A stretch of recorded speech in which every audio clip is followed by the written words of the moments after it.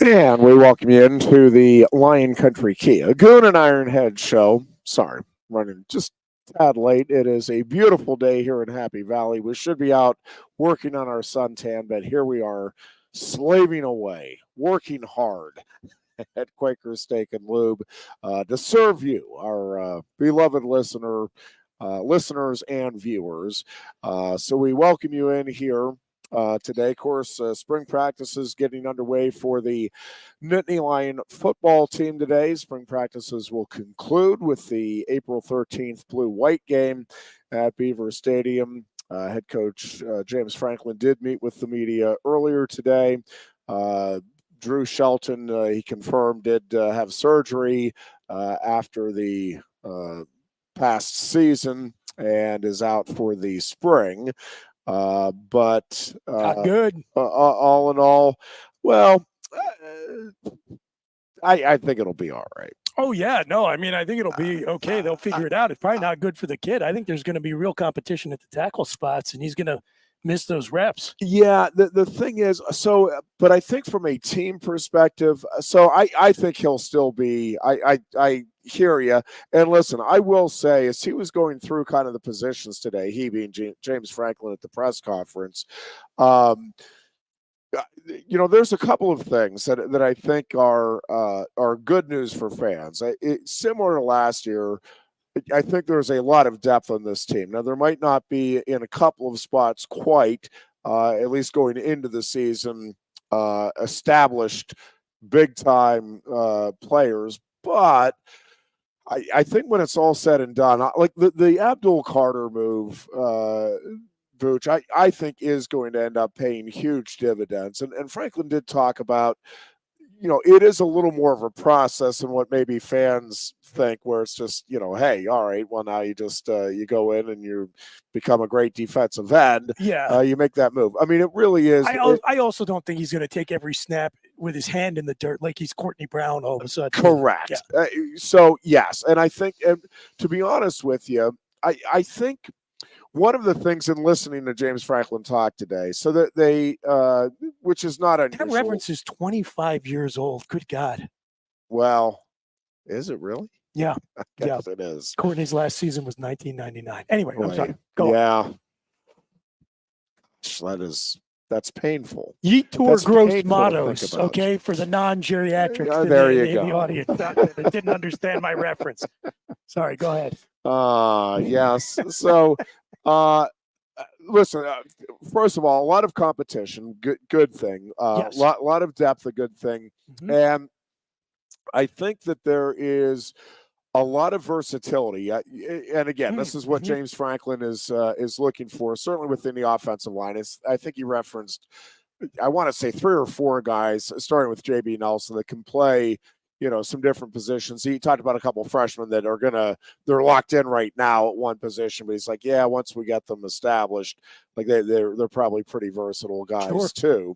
Yeah, Cooper Cousins probably is going to factor in at a couple different spots in the interior. Yeah, and I think so. But I also think with a guy like Abdul Carter, okay, like that is a guy that you can drop into coverage on select spots, right? I mean, and sure, Penn State and defenses have done that for ages, but I mean, this is a guy that he had a couple of picks last year. Is going to be comfortable doing that. And again, I think just gives a lot of versatility to what this defense is going to be able to do. And, he also talked about with Andy Kotelnicki what he brings to the offense. And he also talked about Bo Prabula a little bit today and just the fact that, again, he gives that different look to the offense. I am curious and also excited to see kind of what Penn State does and how it utilizes, starting with the quarterbacks, but a lot of the different talent on this roster. And I think you're going to see some things that I would have liked to have seen last year more consistently. I think you will see in the upcoming season. And I think the communication always a key, obviously, within the coaching staff and within the team. But I actually, and maybe this is my the glass is always half full mentality. But I actually think with the 3 new coordinators in, right?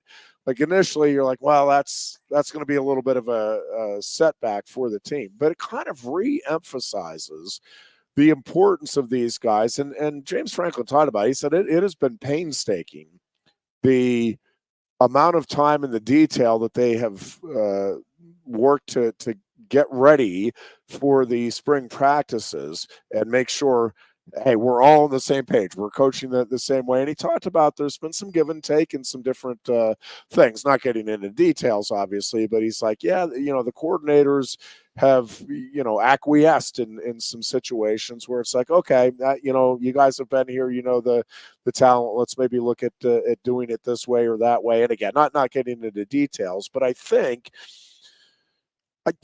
there's actually a chance that there will be a better understanding, a better comprehension by the players, and I'm thinking more so on the offense this year, of okay, this is what's expected, this is what we want to do, this is how we're going to go about it, than there was even last year with, again, a offensive coordinator that was returning and a lot of talent that was returning.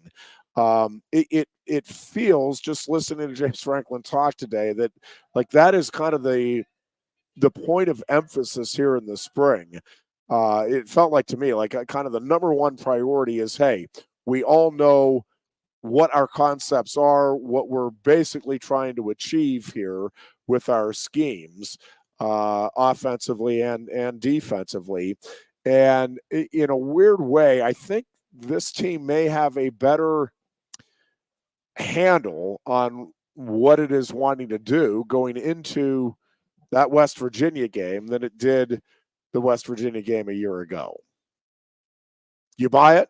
Look, Ironhead, we may tease you a little bit for always having the blue and white tinted glasses on, but no, I'll buy it in this case just because I don't think that offense looked like it knew its head from another part of its anatomy for a good portion of last season. So you've set a low bar to clear. True. To say that they're going to have their act together more than they did to start last season. Well, the thing that still is confusing to me about last year is there's a lot actually that's confusing on the offensive side, but the lack of willingness, the lack of willingness to throw the ball down the field, unless we're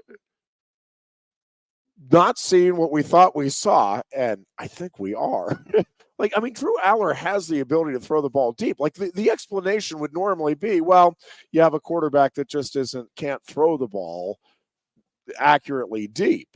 And that just does not make sense with Drew Aller and what we saw coming out of high school and even in the few spots the year before. Yeah, so one day I am going to pry out of somebody inside the program over a beer or when they're retired or they go and they take another job or whatever. I can't promise I'm going to be able to talk about any of it, but I am going to find out, and I'm going to try to clear as much of it for public consumption as possible.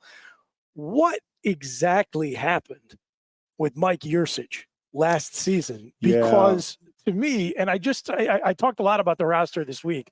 I'm in this headspace because I did Keystone Kickoff with Jim, and we did a full roster preview going into the spring. And one of the things I talked about was how stark the difference was between the first 9-10 games that we saw with Mike Yursich at the helm, and then the changes that happened immediately when he was gone and, Juwan Sider and Ty Howell got their hands on the offense. It was like those guys must have been pulling their hair out for weeks, looking at some of the plays that never got called, and then all of a sudden you saw them called, saying, why aren't we doing this? Why aren't we going this way? Like the joke I made all through last season was, why is it when I go get my coffee at the cheese shop in the morning, I can have, guys who are like, general contractors and plumbers and bakers and whatever saying, why is Nick Singleton taking the handoff with his cleats planted in the turf. Why don't they have this guy moving as he takes the handoff? And you didn't see it for 10 weeks. And then we're up against Maryland, and all of a sudden we have a different offensive play caller, and Nick Singleton looks like the freshman phenom from 2022. Like you saw in the blue-white game, everybody knew, like, Amari Evans might not have a full route tree, but the guy can take the top off of defense, and he's got some chemistry with Drew Aller. And you didn't see him. And then, those two guys have 10 days to install an offense. And what do we do against Michigan State? Now, look, caveat Michigan State, right? But still, like, just the fact that you're running, you're trying it, and then, it works. It's probably easier to make it work against Sparty than against Ohio State or Michigan. Sure. But again, it goes to the broader point that I got the sense as the season was going on, and the stark differences between the Yursich games and the Sider-Howell games reinforced it, that we were not putting our talent in the best position to succeed. Well, and that was, I go Which back to... Which is one of the things I think Joe Moorhead was phenomenal at. I think that was one of his best talents. And I think from what we're hearing with Koto Mickey, and I think that's, clearly an objective of the staff of James Franklin for the upcoming season. And again, I'm reading between the lines just a little bit, but he talked about Bo Perbula and, what they, how, I forget exactly how he put it, but he's an important part of the equation. Sure. And, again, from day one last year, it was like, well, why in short yardage situations would you not put Bo Perbula out there? If nothing else, it just gives you that extra element that defenses now have to prepare for, which is, okay, is he actually going to hand it off to Allen or Singleton, or is he going to keep it? And like, you're going to freeze the defenders for that split second. Whereas with Aller, again, on maybe inches, it's like, well, is it going to be a quarterback sneak or handoff? But I mean, if it's like 3rd and 2, right? Like, it's not Aller that's going to be running it. Well, if with Perbula in there, and again, you set it up ahead of time, so it's not like a surprise to Aller or he feels like he's being slighted or anything, right? And that was the other thing last year. It felt like there was this constant, and again, from the outside looking in, but it felt like there was this constant, well, we got to protect Drew instead of, hey, we got to make the team the best it can be. It's like, well, we don't want to do anything to step on Drew's toes. And I don't think, I don't know. Again, I am not on the beat. I'm not around the kids. I don't get the sense that Aller is a guy that it's like, I need to be out there all the time, and this is my offense. And if anybody else tries to do otherwise, I'm going to pout. Or like, I mean, does he? If anything, I think some people would like to see a little bit more of that out of him. Yeah, but I think that's fair. Look, problem I think that Penn State runs into, and I've talked about this for years, is that when you are aiming to be at the quote unquote elite level, like you want to be competing with Ohio State, you got to stockpile so much talent. And when you are consistently on the cusp of acquiring that level of talent, but more often than not striking out when you're chasing it. Yeah. When you actually bring in a 5-star guy, he's too special. Like, it's too much of a big deal that you actually got one of those guys you were chasing. It was almost like a dog going after a car, right? Like, I would almost rather have no 5-star guys than recruit 8 and get 1, because then that guy becomes a special snowflake. If you're in Alabama or Georgia or Ohio State and you're a 5-star recruit from high school, big effing deal. Nobody cares because half the guys in the locker room were 5-star recruits. Your fans have watched you reel in 5-star recruit after 5-star recruit. And guess what? If you stink in practice, there's another guy who was at least as highly sought after as you coming up the pipeline behind you, putting pressure on you. That does not exist at a place like Penn State. And as a result, I think we sometimes overcorrect and pamper guys who come in with so much pedigree. Like, I think all the way back to again, I'm going to age myself a little bit here, not near as bad as I did with Courtney Brown, apparently, which doesn't even feel like an old reference to me. No, but it doesn't to me either. When we had a quarterback room, this may have been the most hilarious quarterback room in the history of college football. We had Paul Jones from Stowe Rocks, 5-star guy, right? Yeah. Kevin Newsom Virginia kid, 4-star guy. Yep. Rob Bolden, Yep. Michigan kid, 5-star. And Matt McGloin, 0 Division I scholarship offers. All legitimately competing for the starting quarterback job. Yeah. One of those guys is Penn State's single-season passing leader. The other 3 transferred. And I remembered at the time thinking, this is going to be a catastrophe for our recruiting. If a walk-on from Scranton, who couldn't get an offer from Slippery Rock, beats out 5-star guys, we're going to get clobbered with that on the recruiting trail forever. And then when it happened, and listen, and I love Matt, I vote for Matt McGloin for Penn State trustee. I realized that's nonsense, because every kid who is an elite level athlete, they believe that they're the exception to the rule. So yes, like if you're Julian Fleming and you see like some instability at the receiver coach position and it's between Penn State and Ohio State, maybe that's determinative. But I think fans tend to overcorrect for that kind of stuff, because that had absolutely no influence on Penn State's quarterback recruiting whatsoever. Yeah, if anything, you could flip it around and say like, hey, look, you're Bill O'Brien, you're trying to reel in Christian Hackenberg. You're like, look what I did with Matt McGloin, for God's sakes. Yeah, no, and I think, So I'm not saying it's right or wrong, but I did get the sense like there was a little bit of that in play. It was, oh my God, a number 1 quarterback recruit in the country chose Penn State. The star cheerleader wants to go out with me. And then you just overdo it. And again, I'm probably projecting fan sentiment that maybe doesn't exist in the locker room, but there is no question that there's always been a hierarchy. And now with the introduction of NIL, you can put a number on it. It's quantifiable, right? So there is no doubt that a player of Drew's abilities, not only is it kind of understood within the program where he sits in the pecking order, he is also, I am sure, getting peppered with offers that rise into the 7 figures to jump the transfer portal and take his services elsewhere. So it's a messed up world being anywhere. I was just talking with Goon earlier this week when he called and asked me if I could jump in for him today. We were just both talking about how Pat Kraft and James Franklin are doing like 2 of the least, from our perspective, enviable jobs in America right now. I know they get paid a lot, and maybe this is an unpopular hot take. I think college head football coaches and athletic directors, they earn their salaries. Like Mike Rowe should come here and do a dirty jobs about having to re-recruit your entire roster of 100 players every single day while you're also trying to raise money, worry about their academics and their personal lives, get ready to play the rigors of a Big Ten schedule, which, by the way, changes like once every 12 months at least.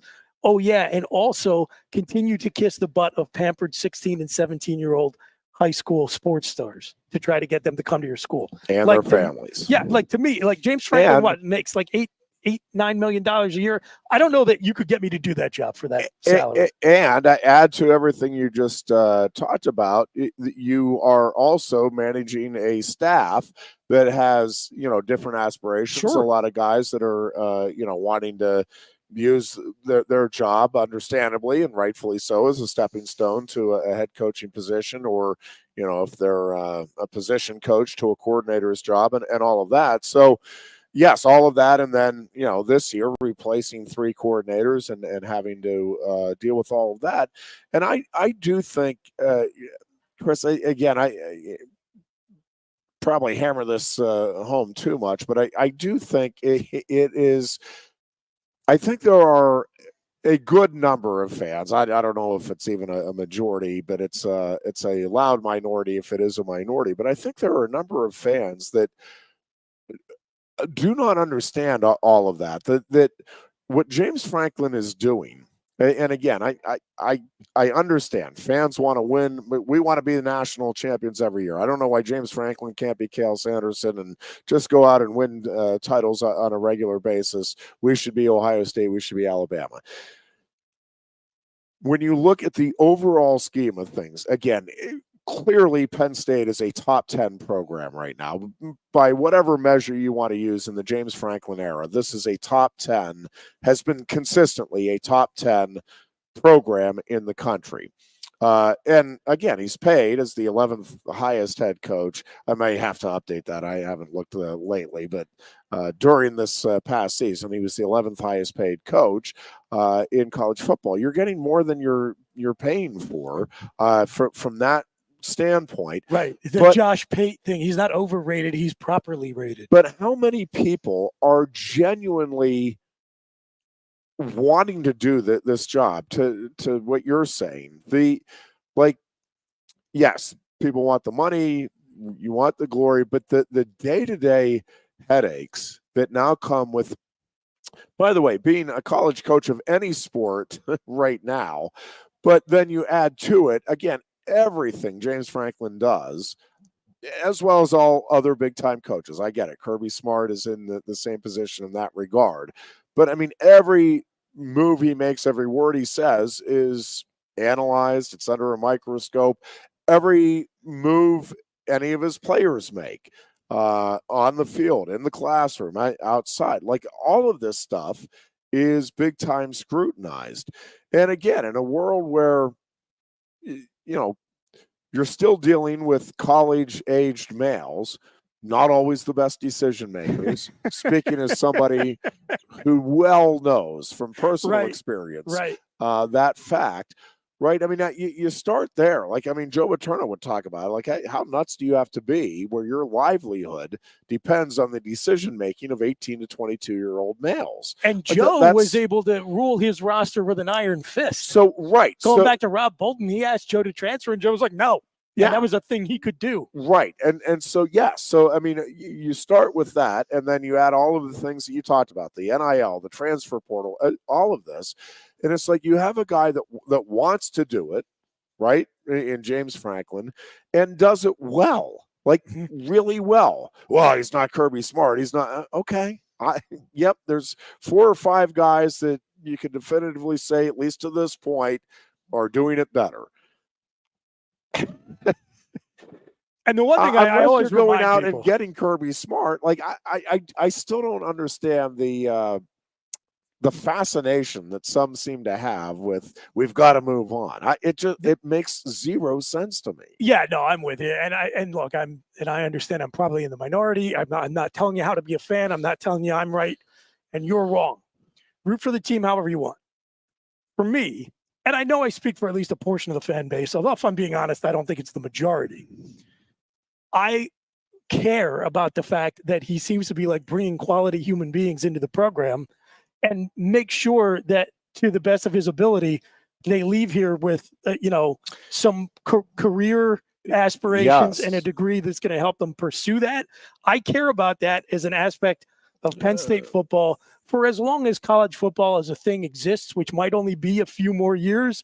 But damn it, like I appreciate that at least here in Happy Valley, we're not going quietly into that good night with the grand experiment. So yeah, all of those things. And what I always remind people is you keep using Kirby Smart as an example, and justifiably so, because he's won rings 2 out of the last 3 years. I will remind you that when Rodrigo Blankenship, you remember him, the goggles kicker?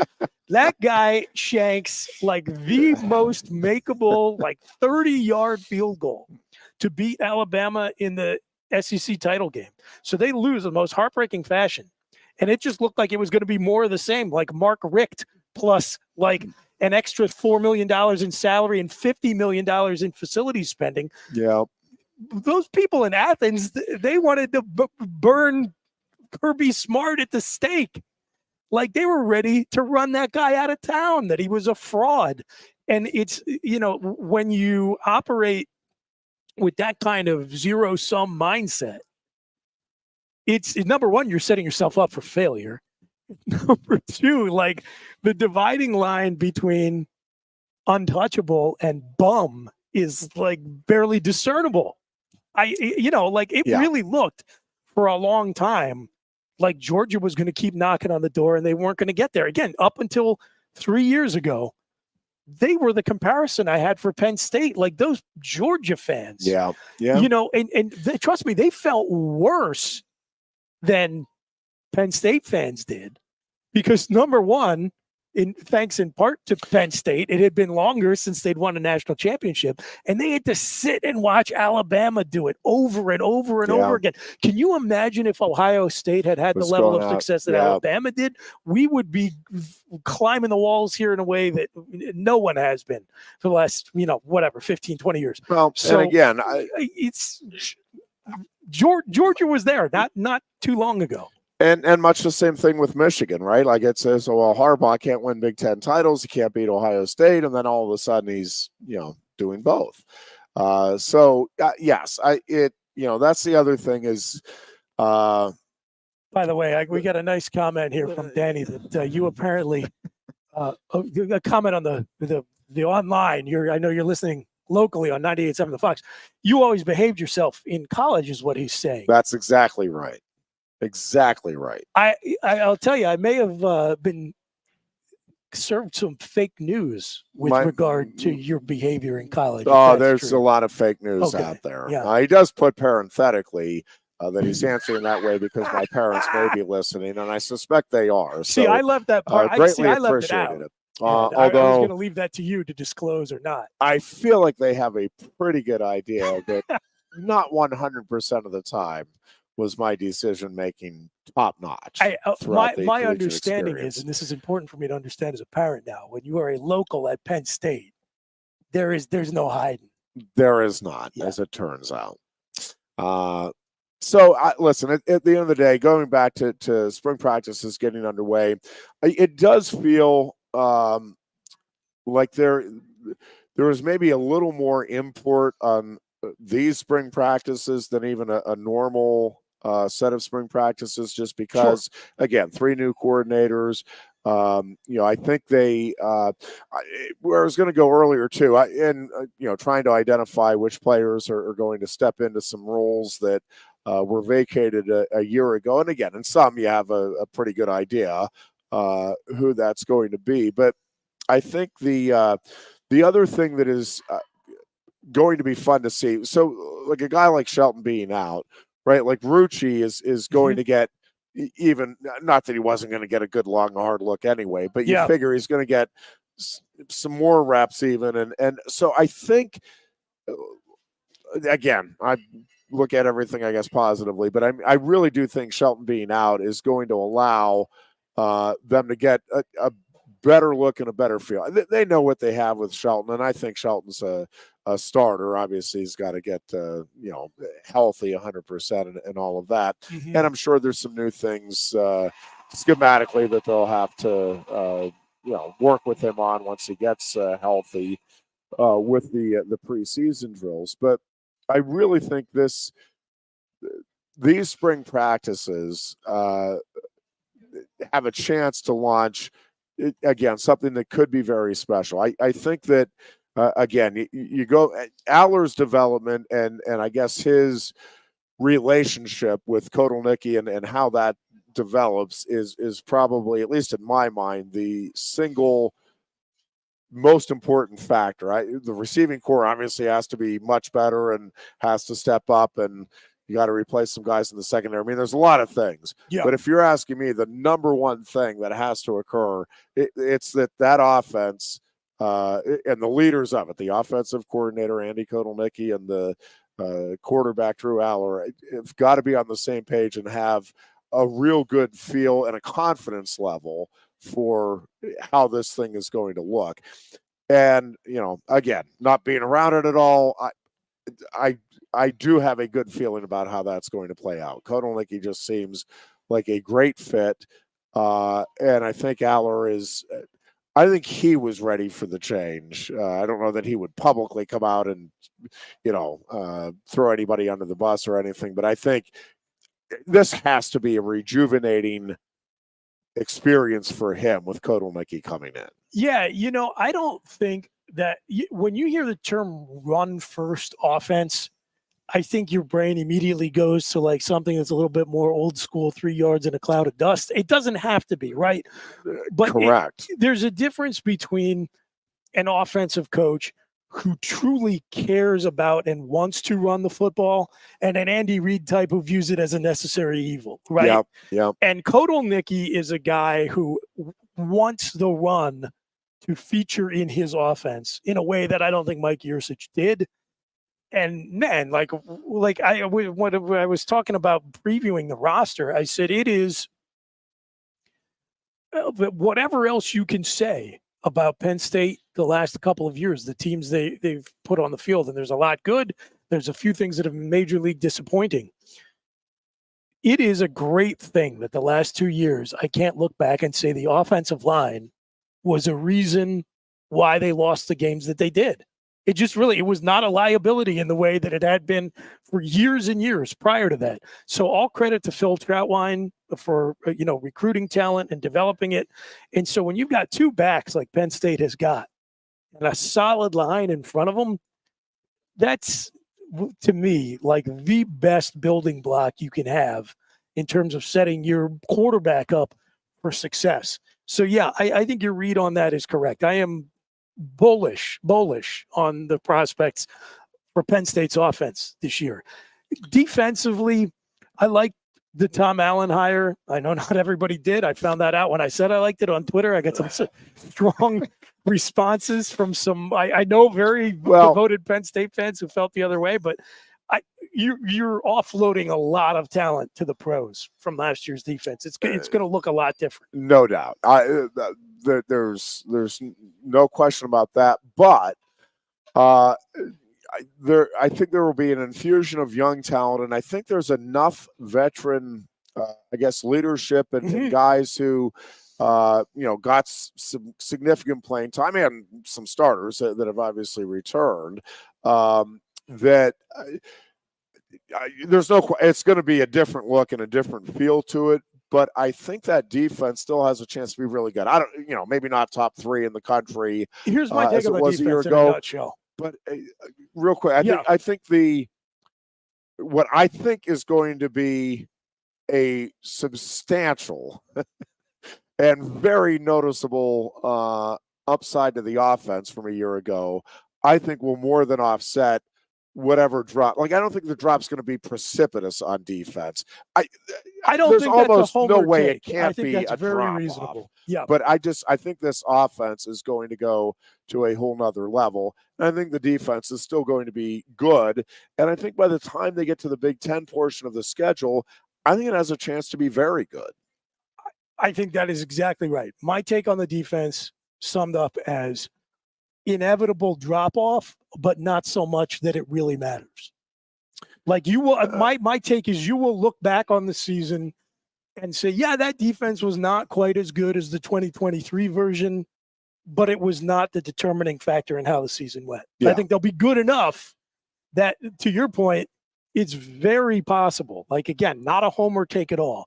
I think it's a rational prediction to look at the talent and the track record of the guys we've brought in and say the improvement on offense will more than offset the whatever step back the defense takes from losing. I mean, look, you send 3 defensive backs to the NFL, and a linebacker and, and a couple of linemen. Of course. And I'm not talking about scrubs either. There is going to be a difference just because you're losing not just production, but experience. That's a lot of reps to offload in one off season. But, again, it's like the best programs in the country are able to reload. And I think we've done a good enough job replacing Manny Diaz with an experienced coach who knows the conference and is well liked by his players traditionally, that whatever the drop-off is, it won't be so significant that it's costing Penn State games. I really think that's the bottom line. Well, and I think just to real quickly finish up on Tom Allen too. So I think there is a big difference between coordinator and head coach and what a guy brings to the table. Like if James Franklin had left last year and Penn State was bringing in Tom Allen to be the new head coach, I'm with you. I'm like, oh, I don't know that this is a great hire. I think I'd be with you. It's like, well, this doesn't really make a lot of sense. I'm just thinking about what my trips to the grocery store would be like if Penn State hired Tom Allen to replace James Franklin. But, honey, I'm going out to pick up a few things. I'll be back in 3.5 hours. And I think James Franklin even talked about this. I know Steve Jones has talked about it over the years, and this isn't since he's been hired. This is going back. If you go back over the years, and they're not alone. Like if you listen to Big Ten coaching analysts, right, like Jerry Gennardo and such, they all will talk about the one thing with this Indiana team is this defense that schematically creates issues for opposing offenses like that. And that's with Indiana level talent. Correct. And so that's what I'm saying. The schemes have all, and again, this isn't me saying that, I'm not smart enough to break down all of the schemes that Indiana ran. I'm just telling you, football people have for years given a lot of credit to Tom Allen. It's like, man, this guy knows how to scheme up a defense. Like, he is widely respected and praised for what he did, yes, with Indiana talent, with that defense. Well, you bring that scheme and his ability to scheme up a defense, and now you combine it with Penn State's defensive talent. And again, I do think there's that benefit of being a head coach. He understands kind of how everything is supposed to work together. And to me, it ends up being nothing but a benefit. And again, it is going to look different than Manny Diaz, and that's, I think, okay. It's, you're not going to have a Manny Diaz replacement, robot coming in here. But I think Tom Allen is what I think both of these coordinators, at the end of the day, where I think Penn State is now, is they have two defensive coordinators that are going to look at the talent, see what they can do schematically to fit it. Like, I don't think either of these guys come in being like, all right, this is the offense we run, or this is the defense we run. Now we got to figure out how you guys are going to fit into it. I think they both come in genuinely with, let's figure this out. Yeah. This is what we have. All right, let's run the offense this way. This is what we have. Let's run the defense this way. And I just, the other thing, I think just from a talent standpoint, and I haven't gotten into depth yet, but I've started to kind of look around at like Oregon and Washington in particular. I'm not sitting here telling you definitively right now that Penn State will clearly, no question about it, be the second best team in the Big Ten. But what I will tell you, I think right now, as you look at it, I think other than Ohio State, I don't think there's a program out there that you're looking at going into this season, again, as we sit here right now, and say, oh, yeah, Penn State, like, that's a long shot. Like, they could beat Oregon, but it's not looking likely. They could beat Michigan. Like, I think you look at it, again, Ohio State being the exception, although I am curious. I count me as one of those that it is different when you get that many egos, that many. No question, they have the most talented roster in the Big Ten. Yeah, probably the most talented roster in the country. But that presents its own set of issues, and we'll see how Ohio State works through it. So I got to ask you this, Ironhead, and I'm sure it's somewhat relevant. I guess we'll talk NFL free agency here eventually. So we're going to get into that in the next segment. So this is infamous among Eagles fans. I don't know how much awareness of it penetrates out beyond like the diehard Philadelphia fan base. Do you remember the season? It was the 2012 season where Philly went on a massive free agent spending. Oh, yeah. Nnamdi Asomugha, and they brought in, God, I'm trying to remember what they went out. He was the big name, but they brought in like 3 or 4 other big name free agents. They signed Vince Young to be their backup quarterback. And the reason why I mentioned Vince is because he very infamously said in training camp, it's like we've assembled a dream team. Do you remember that occurred? Oh yes, Okay, I do. all right, all right. I wouldn't have wasn't sure. remembered the year, but I Yeah. do remember So, the. it's been a running joke for over a decade now among Eagles fans. Like, Dream Team is like code word for total disaster, because that's what that season was and that team was. And part of it was they just, and I think it was because, Andy Reid's time in Philly was just about spent. And he had always been very disciplined about building the team, A, through the draft, and B, from the line of scrimmage out. And it was not usual to see Philadelphia go out and spend like a drunken sailor during the free agent period. And so they completely chucked their MO to try to just infuse a bunch of talent into the roster. And what you did is just cobbled together all these pieces from all over the place, and they just didn't fit together at all. And so when the rubber hit the road, they just couldn't mesh. There was no institutional culture. There was no familiarity with each other. And I'm with you. Like, my life experience has taught me that for whatever reason, like Ohio State, born with a horseshoe where the sun don't shine, like they just find a way to make it work. But man, when I look at that team, up to and including trying to get Ryan Day and Chip Kelly to work together in a boss subordinate type of relationship, I can name you a dozen different ways I can see that going south in Columbus, including the fact that, like, Ryan Day is kind of unbelievably on the hot seat, which is truly absurd. I mean, they have now, because they brought in all that talent, just like the Eagles signing all those free agents, and it's just, well, okay, now it's Super Bowl or bust during the Dream Team season, and it was bust. Let me tell you, the expectation is you now must win a national championship, or this thing is a Category 5 hurricane level disaster. Yeah, and but again, outside of Ohio State, from Penn State's perspective, again, there's a bunch of teams that are certainly in the mix there, and Michigan and Oregon are for sure two of them, possibly USC. But I mean, Penn State is right there for sure, at least in that mix. Like this year, I think it's, going into the season, you're looking at it and you're thinking, at least, it's Ohio State up here, Tier 1. And then Penn State's in Tier 2. There might be some differences on who all different folks will put in there, but I think definitively Penn State is one of the teams that's in that mix, and especially with Aller coming back.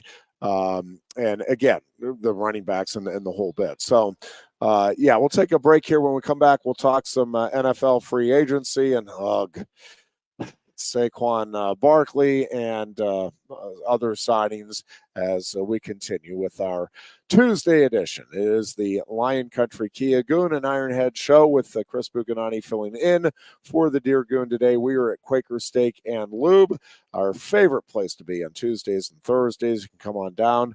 The all-you-can-eat wing special gets underway here in just about 15 minutes, so you can come on down and enjoy that. Great food, great beverages, great service, and we invite you to come on down and partake in all of that. If not today, for the all-you-can-eat wing buffet. Again, what a great place to come on down and watch March Madness, watch the NCAA Wrestling Championships, watch Major League Baseball as we hurtle toward another season where the Pirates have dreams like everybody else of possibly being a 500 team. What's this? Oh, a lot of teams are dreaming about going to the World Series. We'll be a son of a gun. We'll be back with more of the Lion Country Kia Goon and Ironhead show in mere minutes. Coast into fall with a new Kia from Lion Country Kia. Right now, get a 24 Kia Seltos for 5.25% APR for up to 48 months. A new Sportage plug-in hybrid at 0.9% APR. Check out our 23 Sorrento hybrid for as low as 4.5% APR. And don't forget, all 2023 and 2024 Kias come with a 10-year, 100,000-mile limited warranty. Stop in and meet with one of our sales experts today and coast into fall at Lion Country Kia. We want to see you in a Kia. Since retiring, I have spent my time searching the countryside for the hottest wings in America. I always seem to end up disappointed. You call these hot? Back off, Luigi. Mamma mia. Look, hands it, busboy. Your wings suck! I knew I should have stuck with Quaker Steak's triple atomic wings. You think I'm tough enough? The Center Hall Farm Store has been serving Center County and beyond for well over a half century. A small family business, the Center Hall Farm Store specializes in animal nutrition and manufactures its feed fresh using local ingredients. Get the best in horse, cow, pig, chicken, and bird feeds. If you're not already a customer, stop in and see why so many of your neighbors are. The Center Hall Farm Store at 110 West Allison Street in Center Hall, or call us at 814-364-1393.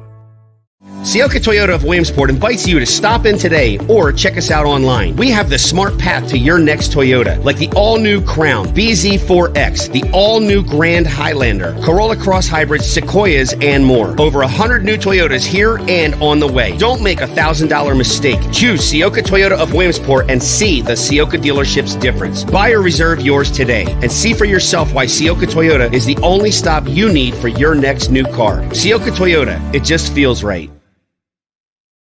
Ready to be part of something bigger? Come pave the road to success at Glen Baker and discover a career where your hard work and determination can build a bigger, better future. Our team believes we can build a stronger future together. Join us at Glen Baker, where we value teamwork on the field and on the job. Go to GOHcareers.com to apply. GOHcareers.com. And best of luck to all the Center County sports teams all season long from everyone at Glen Baker. With a Timber Kids savings account, you can start to save money, earn prizes, and teach your kids the value of savings.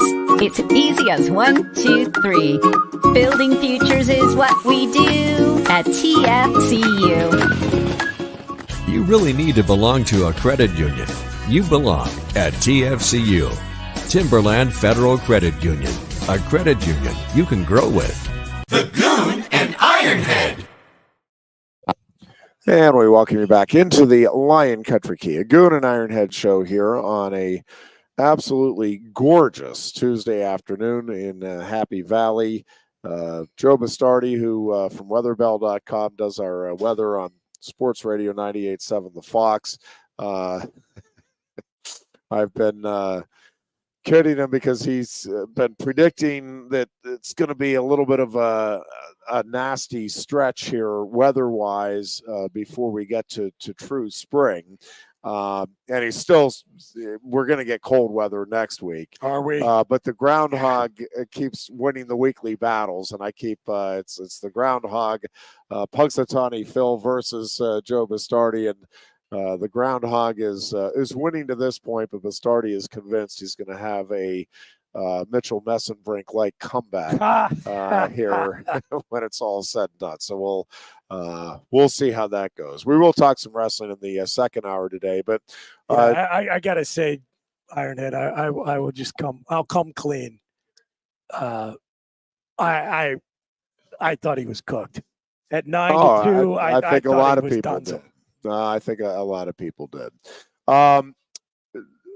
NFL free agency, as always, is wild and a lot of interesting storylines. Obviously, I think, was it on this show we were talking about? Sure was. And I'm like, well, the Eagles would be a great fit, but they're not going to spend that kind of money on a running back. And then we went on, and once again, I flashed back when I saw that he signed with the Eagles. I'm like, oh, here we go again, because similarly, when Penn State was searching for its next wrestling coach, about a week before Cale Sanderson was hired, I was on the phone. I don't even remember now who it was, but I remember clearly. They're like, well, who do you think is going to be the next head coach? And I'm like, well, I mean, I don't know. I don't have any inside information, but it could literally be anybody, except for, obviously, Tom Brands isn't going to come to Penn State and leave Iowa. Cale Sanderson isn't going to leave Iowa State and come to Penn State. And John Smith isn't going to leave Oklahoma State and come to Penn State. So outside of those three, it could literally be anybody.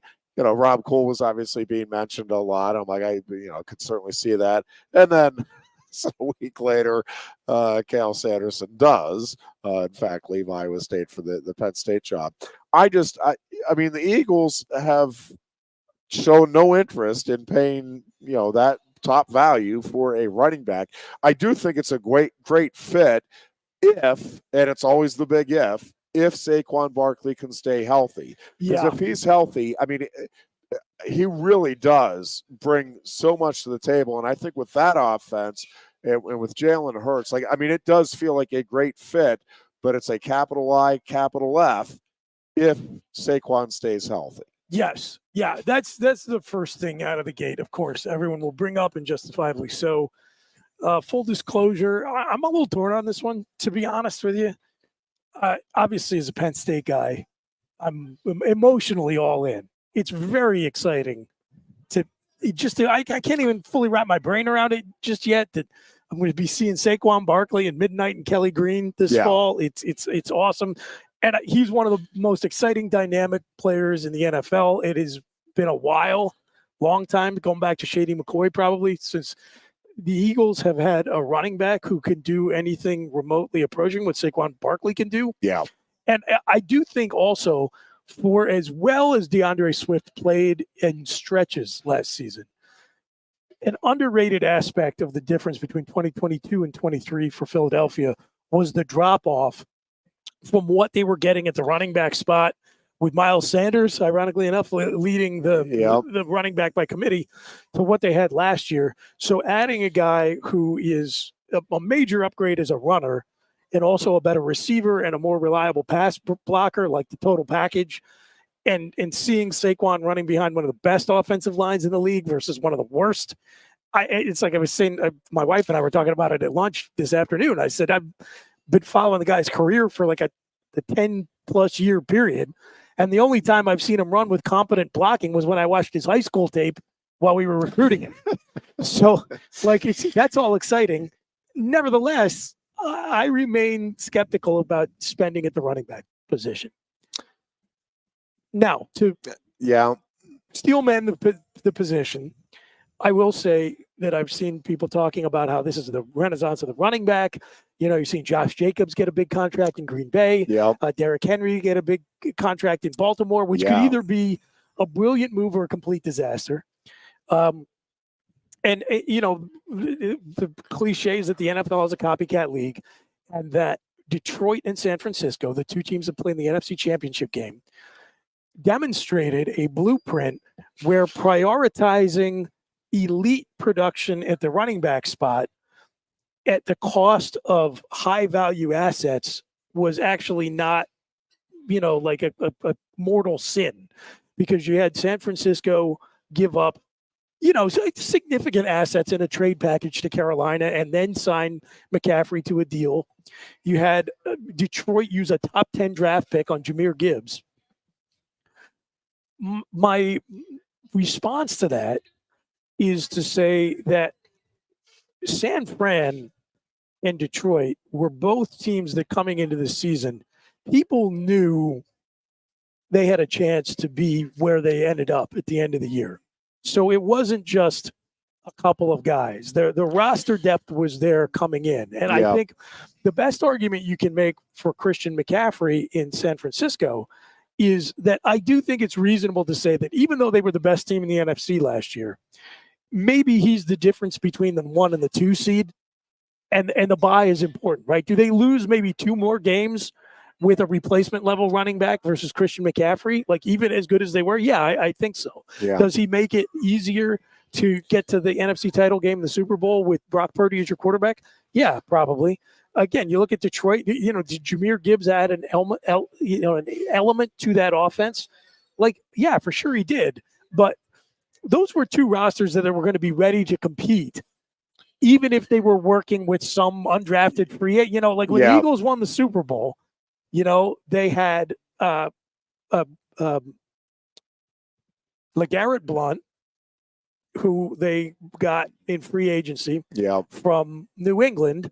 And despite having been a Super Bowl champion there, it's not like he was considered an elite running back. He was a journeyman, right? And then they had Corey Clement, who Penn State fans will remember from the Big Ten championship game versus Wisconsin. God bless Corey Clement, involved in two of my happiest moments as a sports fan, getting stopped at 4th and 1 and then making one of the most ridiculous touchdown catches in Super Bowl history. God bless you, Corey Clement, wherever you are. Undrafted free agent. I mean, the Eagles just pulled him off the street. So, I mean, you're talking about not like elite tier running backs. And so, yes, Detroit used a valuable asset to take a running back, but they already had a roster that was on the cusp of being good enough to go to the NFC Championship game, and they're paying rookie wage scale money for Jahmyr Gibbs right now. So is there any other guy they could have taken in the top 10 who would have had like transformational impact on the team, like another offensive or defensive player? Like that was already a good team that just needed to add a piece here or there, and they said, you know what? This guy does enough things well that we're probably going to overdraft him because we can pay him rookie salary. Yeah. So when you're talking about those two situations justify Philly giving the big contract to Saquon Barkley, a guy with more of an injury history than McCaffrey had going to San Fran, there's so much more of an investment versus what Detroit is paying for Jahmyr Gibbs. And there's not as much of this is the missing piece that makes our team go the way we want it to go as McCaffrey. That I get the point, but I'm still like as a hardcore pay the running back skeptic. Like if I take off my Penn State jersey and just look at it dispassionately, rationally, if this were just Joe Schmo running back, I don't think I'd be super in love with the move. Yeah, I think that's fair. It's better than I've heard it compared to when they signed DeMarco Murray. Wow. It's way better than that. That was Chip Kelly. That was GM Chip Kelly. I mean, that was ludicrous from the jump. It was so obvious that guy was not going to be a fit. I mean, like that. It's way, way, way better fit. And like I said, I'm excited to see the guy in the offense. It's just like, again, maybe I've just become conditioned to the conventional wisdom that you don't pay running backs. Yeah. But I've not been in love with the moves the Eagles have made so far in free agency. Obviously, you had a dynamic playmaker. Great. I'm also super nervous about giving all that money to Bryce Huff. He's young, 24 years old, coming off a 10-sack season. But, again, you go back and you look at how he got those 10 sacks in New York. It's a boom bust situation. And, as I pointed out with the Dream Team stuff, I am a little gun shy about the Eagles spending big in free agency. The thing with Barkley, though, is I do think he brings such a dynamic and again, it's always going to come down to the health with him. But I think you're right. Like, the numbers that I think he can put up behind a good offensive line, like, could be astronomical. Like, you cannot understate how bad New York's offense is. And I mean, you give Barkley some room, like with his explosiveness, like which he's not had in his NFL career. And yeah, I think you're right. Really, throughout his collegiate career, like I do think. I can understand where the Eagles brass is like salivating at. You go look at what he was doing with the Giants. It's like, if we give him some creases, which they're going to do, like how astronomical could his numbers be? And when you throw him in as a option on the pass game as well, again, I do think that the potential here is very real in terms of really changing the dynamics of that offense. And I think Saquon Barkley could be a huge factor in Jalen Hurts getting back to looking like Jalen Hurts as well. Yeah. I think having a viable big-time running back who, again, can do some different things for you, we'll see. We'll see how it plays out. But I think that has the potential to really allow Jalen Hurts off of play action to, get back to putting up some pretty huge numbers. And, much like my argument with Bo Prabula here with the Penn State tandem at running back, I think Jalen Hurts with Saquon Barkley, again, now from a run defense perspective, like if you're third and short, you can't go all in on Barkley because Hurts is still dangerous and big enough that he can hurt you. Absolutely. And so I just think it, I don't know. I'm curious to see how much it opens up. If it opens up as much as I think it will, the Eagles offense. It kills me as a Steelers fan to see Saquon going to the other end of the state, though. I will say that.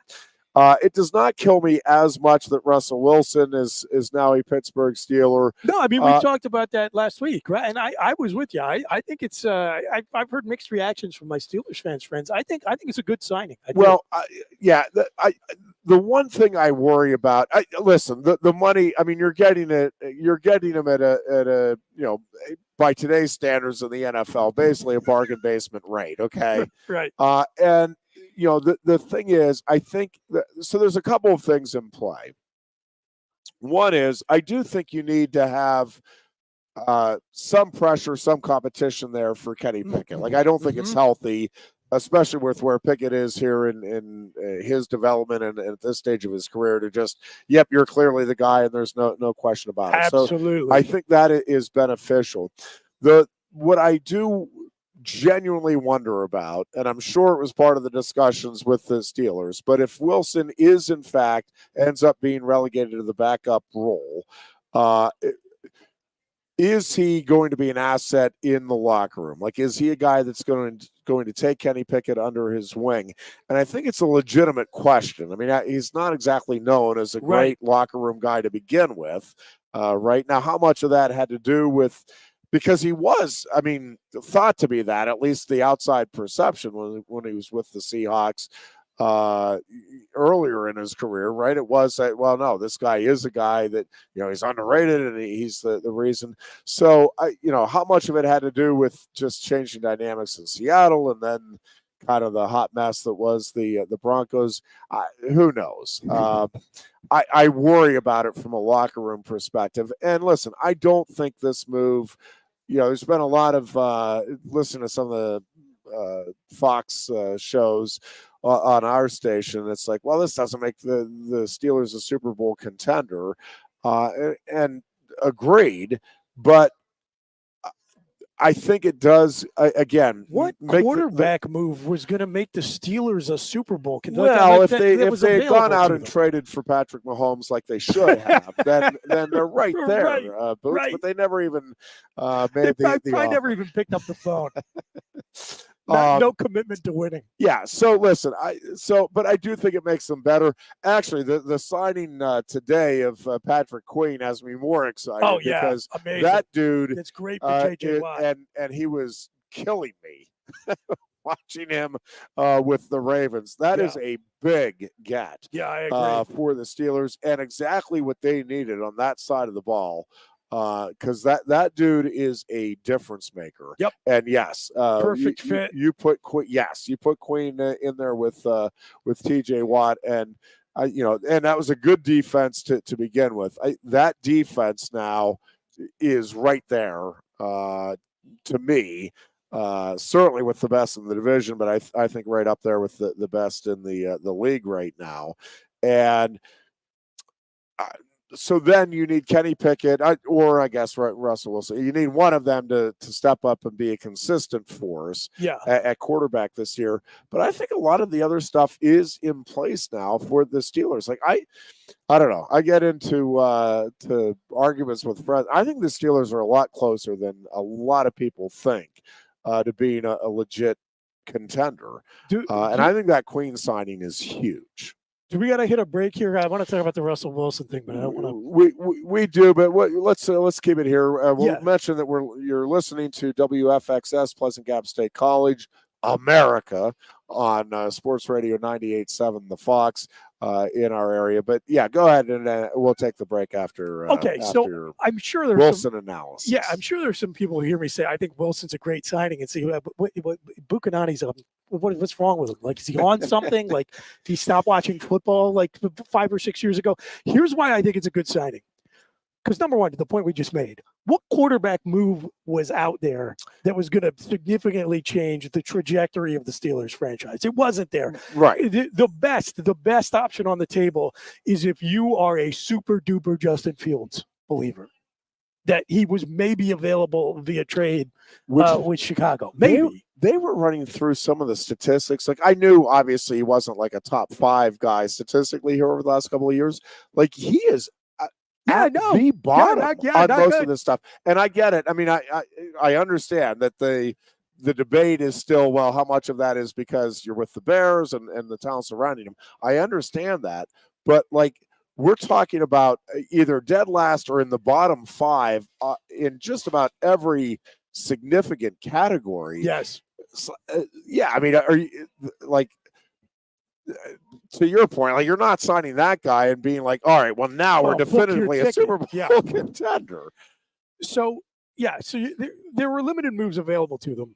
And need I remind you, Ironhead, that were it not for a handful of inexplicable losses to some of the worst teams in the NFL, teams that will be drafting in the top 10 come April, the Steelers would have been the number 1 seed in the AFC. That 3-game stretch that is just still inexplicable, and it just rips your guts out. It's unbelievable. I mean, it was a 3-game stretch that you're like, all right, this is what's going to establish them as maybe the team to beat here in the and they stunk. Their offense was, and it was awful. It was terrible. But to the point of why the Patrick Queen signing is so smart, it's doubling down on how they almost got a first-round bye last season.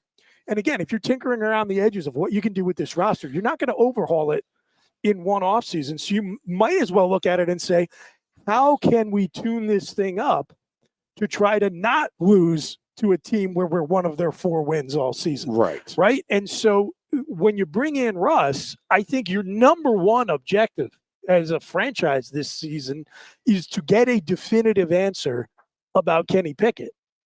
And if Kenny Pickett can't beat out cooked Russell Wilson, then you got your answer. You've got the number 1 question you needed to have figured out. You got it figured out. And you've got a guy who is going to be no worse than Mason Rudolph in trying to game manage you to your way to like 12 unbelievable wins where like every game the final score is 13-10.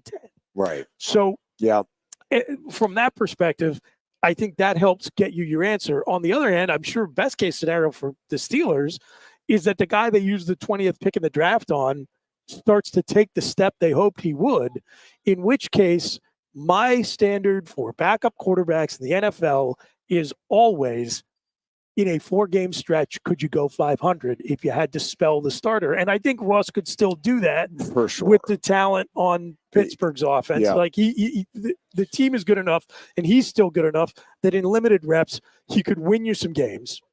And so, if he's a bad locker room guy, whatever, you've only got him for a 1-year deal. Like when you look at the options available to you, and you look at everything I just laid out in terms of what he does to help you, A, answer the question about Kenny Pickett, B, at least have a backup option either as an injury replacement or as as a less than ideal starter.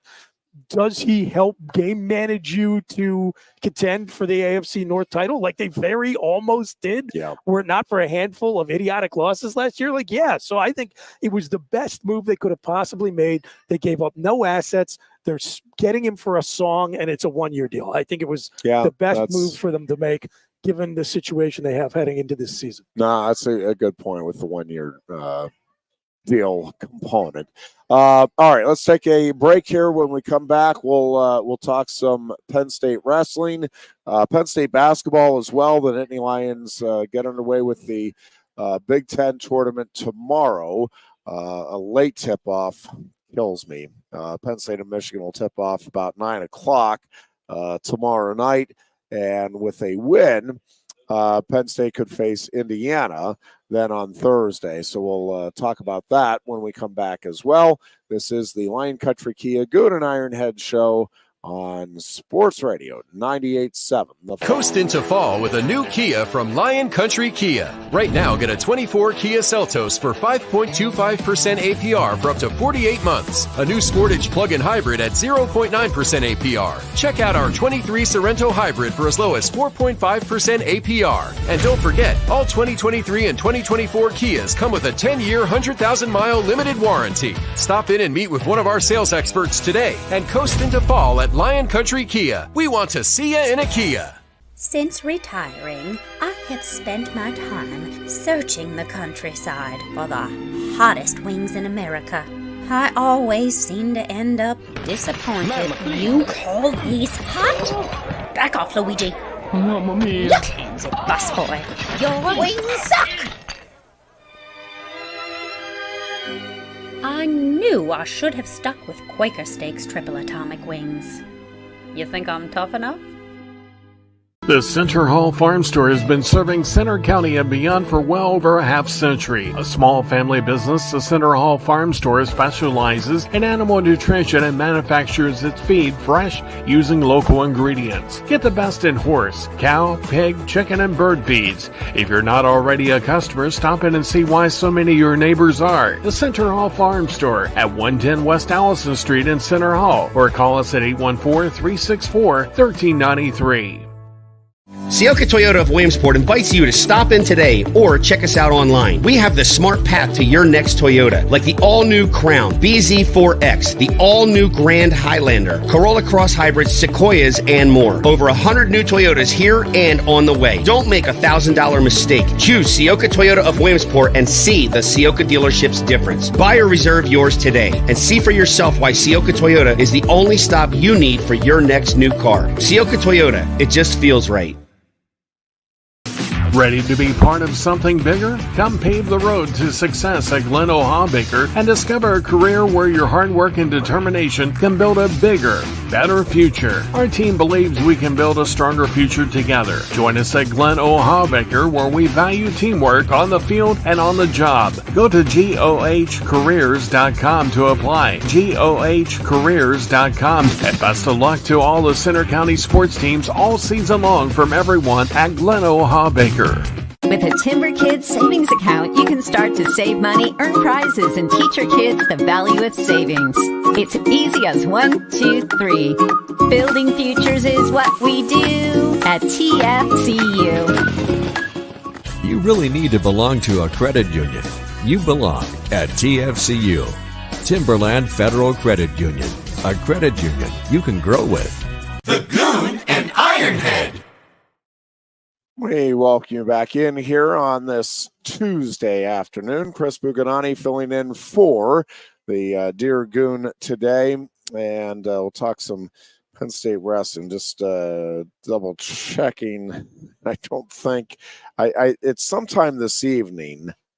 I believe that they are releasing the at-large bids, and Penn State will have all 10 of its starters going to the NCAA tournament, which is not insignificant, especially, and I did get a kick out of after the Big Ten tournament. Somebody did ask Cale about the, I forget exactly how they phrased it, but his thoughts on their ability to go set the scoring record of the NCAA tournament. And Cale's like, what are you talking about? I don't care about that stuff at all. I have no idea. Which is genuine. Yeah, I was just going to ask, is that true? It is. Okay. It really is. And honestly, I mean, I think he's been asked about it enough now, and it's out there enough that I'm sure he's aware now of the 170.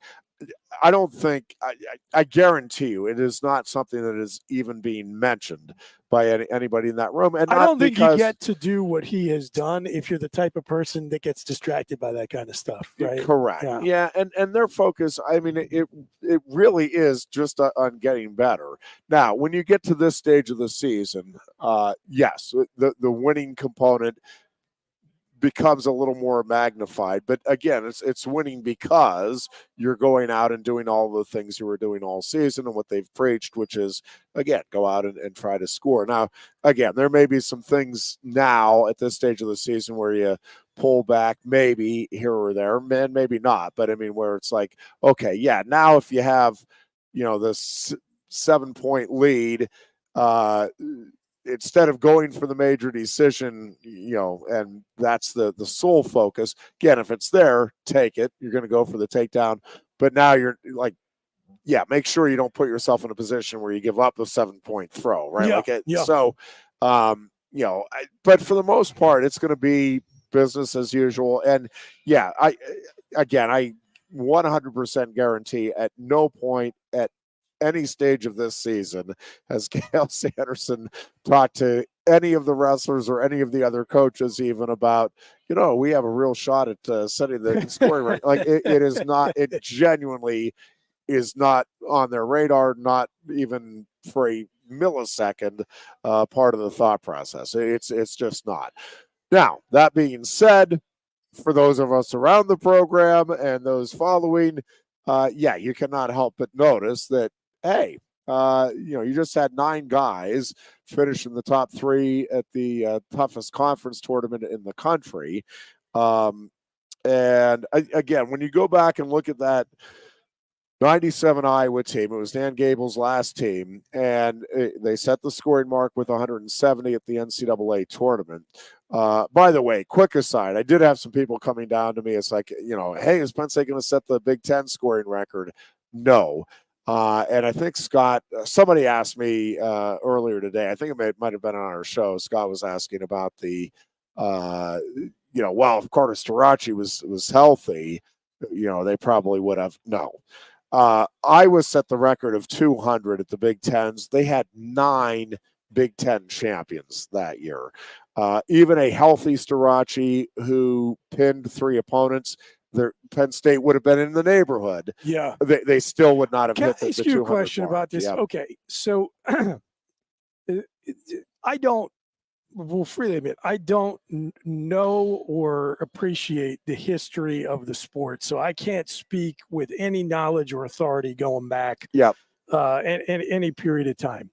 So, like, the best example I can give is when you look back at the Celtics in the 1960s, okay, and they won 11 titles in 13 years. Yep. There was an element of lack of parity in play there, Ironhead. Like, it's not like if you won 11 NBA titles now, it would be mind-blowing.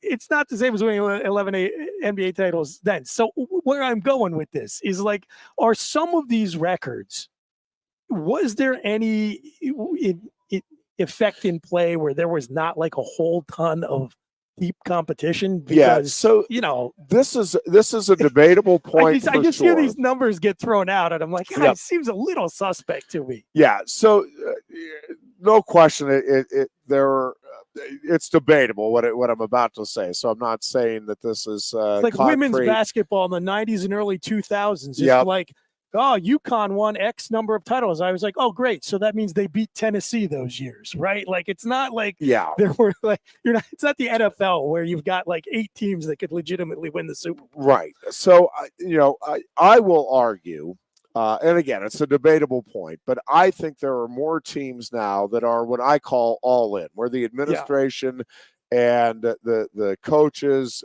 and everything are like, hey, we want to be big time wrestling. Obviously Iowa, Oklahoma State, Iowa State is back now. They just won the Big 12 this past weekend. Missouri, Cornell, North Carolina State, and Virginia Tech in the ACC. I was just going to say, I know Virginia Tech is really all in. Yep. Arizona State, they're down a little bit this year, but that is a program that, they're in it to try to win national titles. And even in the Big Ten, certainly Penn State and Iowa, but Michigan, the investment that they have made in that wrestling program the last couple of years across the board is very substantial. Michigan is in it to try to go win national titles. Ohio State, obviously, Nebraska.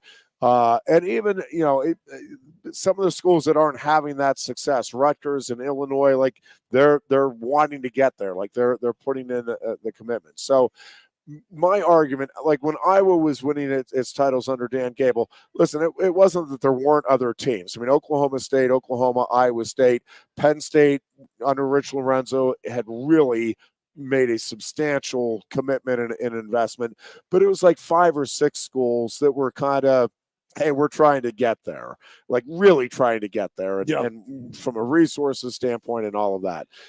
I think now there's probably, I think, closer to 15. I'd have to sit down and actually count that out. But the ones I just mentioned, it's over 10 anyway, that are like, no, we want to be, and we're investing to try to be a program that can go win national titles, multiple. So, which again is good for the sport. So to me, what Cale Sanderson and this program are doing is even more remarkable.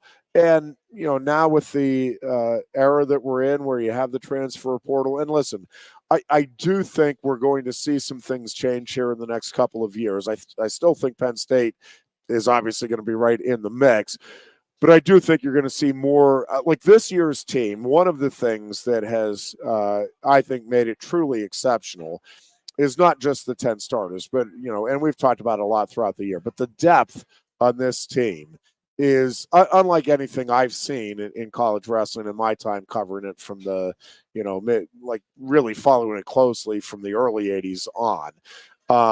I've just not seen a team that has, again, the amount of depth that this one does, where, again, I think if you took the 10 starters out, and I can't prove this, but if you put the next 10 in, and again, this would include guys like Alex Facundo, okay, who,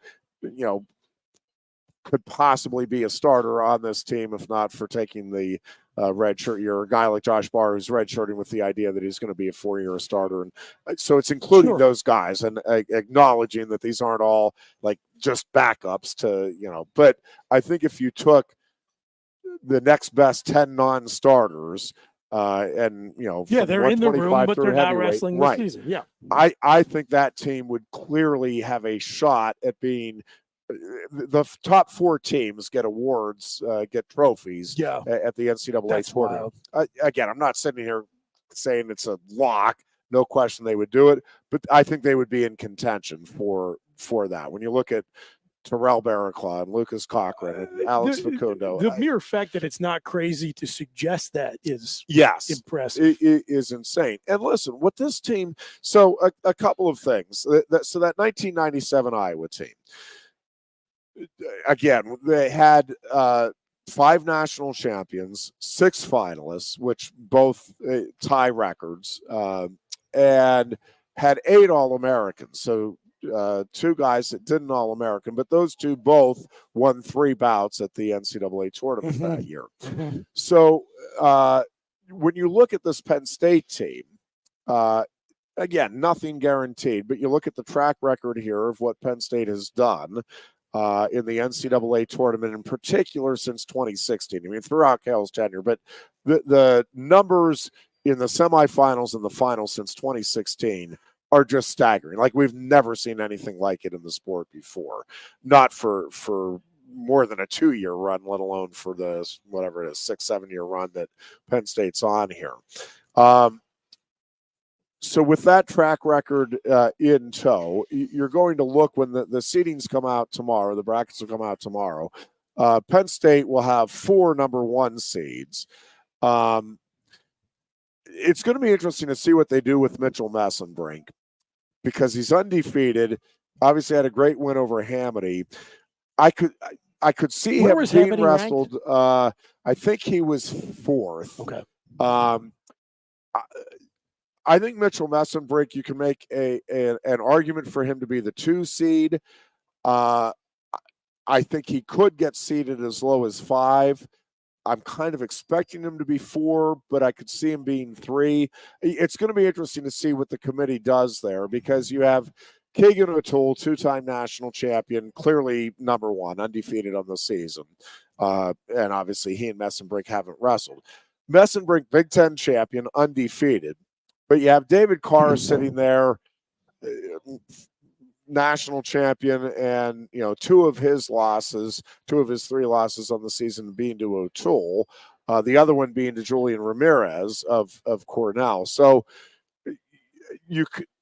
there's an argument to be made that Messenbrink should be ranked below all of those guys. Yeah. I won't be surprised if he ends up as a 2 seed, and I think Braden Davis is an interesting case too. 125 all year long has just been a jumbled mess, and trying to figure out who is deserving of the number 1 ranking. I've been contending pretty much from the get-go that there's at least 10 and probably as many as 15, maybe even more than that, where it's like, if they get hot at the tournament, they could end up winning the title there. Braden Davis is certainly in the mix, and I think could end up being the number 1 seed here. There's an argument to be made there. And it's going to be interesting to see I think he'll end up 1 or 2 going into the NCAA tournament. So, wow. Messenbrink, regardless of where he's seated, is clearly a contender. Yeah. You have 4 number 1 seeds who are obviously contenders, and I think Braden Davis is a contender. So you start, and Bo Bartlett, who will be a 2 seed. So I think you have at least 7 legitimate contenders for individual national titles. And then, Aaron Nagao, not so much because of his wrestling, it's just 133 at the top is ridiculous. Ryan Crookham is one of the great stories in college wrestling this season. Vito Arujá, looked unbeatable at the end of last year. Stormed through, beat Roman Bravo Young, wins the national title, goes on and wins the world championship. And it's like, well, chalk it up, Arujá with the title next year. Except here's Ryan Crookham, and Arujá just has not been able to beat him this year. They've met a couple of times, and Crookham has won and is obviously going to be the 1 seed. And so you still have, you have Crookham, Arujá, and Fix.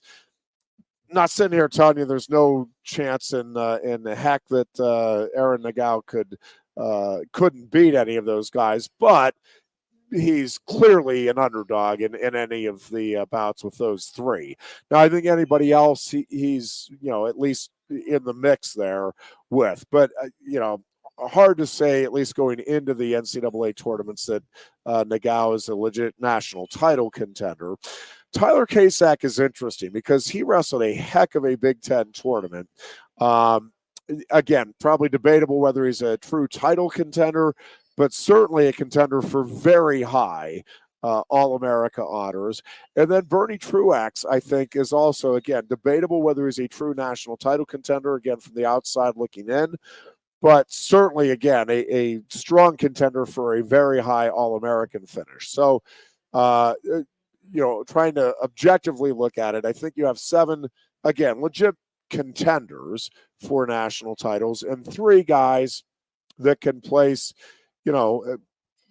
probably, I think Nagao could at least get into the top 4 or 5. And I think the other 2 could certainly be top 3 guys if they have hot tournaments. Well, if Penn State gets 10 All-Americans and gets 4, let's just say the 4 number 1 seeds all live up to their seeding and win national titles, that is going to put them in prime contention and likely will surpass what Iowa did. And again, they could end up with 5 or 6 champions. I mean, they could end up, again, clearly going down as the greatest college wrestling team in history. If they're able to match Minnesota's accomplishment of 10 All-Americans and surpass Iowa's 170 scoring mark. And again, both those things are within reach, and it's not like crazy good things have to happen, right? And all with Van Ness having gotten injured, which is just that, and that's crazy. the other point I wanted to go to. So, with the Big Ten tournament, Penn State finishes with 171.5. And I will say, when we were talking this morning, the so Penn State obviously got no points from Carter Starachi at the Big Ten tournament, and they're without Shane Van Ness here because he was injured early in the season and is out for the entire year. So you're talking about no points from two. Van Ness was ranked second in the country at the time, and again, clearly a threat to win the national title. And Starachi, obviously, if he was healthy, would have been an overwhelming favorite to win the Big Ten title. So you're taking two elite guys out of the lineup for Big Tens, and Penn State still shatters its own scoring record and again gets in the neighborhood of Iowa's 200. The Penn State finished with 171.5 at the Big Ten tournament. So with Starachi in there, and then Tyler Kasak having the performance that he's had to this point, that 170 mark, Penn State could. I've been just kind of playing around with the math numbers because it's what I do. It's how I spend time that I don't have to spend on it. But I like you doing are it. Synonymous with math in my head. I just Oh want yeah, you to know it's the one thing, and Horace will tell you. Not only was I very well behaved in college, excellent. He knows darn well mathematics. my math skills were renowned throughout campus. But Penn State does not even have to. Again, we'll see when the official seedings come out. If Penn State wrestles to its seeds with the 4-1 seeds and to its seeds with the 2 or 3 seeds, and then has everybody else finish 2 spots lower than their seeds, Penn State will set that scoring record, provided that they get some bonus points in those first couple of rounds, which, given what Aaron Brooks just did and what Greg Kirkfleet has been doing, it's hard to imagine Penn State won't get some bonus points, some pins or technical falls in those first couple of rounds, to say nothing of Levi Haynes, Carter Starachi, even with a bum knee, Braden Davis, right on down the line. So, again, nothing guaranteed, but it is certainly a very realistic possibility that Penn State both gets 10 on the podium and breaks that mark of 170 that I was set. And again, there's just, by any measure then, any reasonable measure, and again, I would argue in this era, more difficult than even when Iowa did it in the late 90s. Certainly in this era with COVID and the number of guys that have the extra year of eligibility that they're using.